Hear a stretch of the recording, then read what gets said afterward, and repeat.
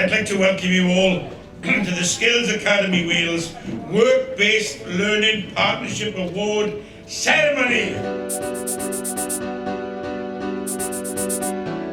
I'm Lana and I'm from Ridiculously Rich by Alana, and I am unbelievably thrilled to be here in Neath at the college for the Skills Academy Wales Partnership Awards evening. So as someone who started my business really young when I was just 16 years old, it's really inspirational to see these young people being rewarded and recognised for all of their hard work and efforts they've put in to their apprenticeships over the last few years. And I am really excited to see what they then go on to do with that education in the world they go out to afterwards.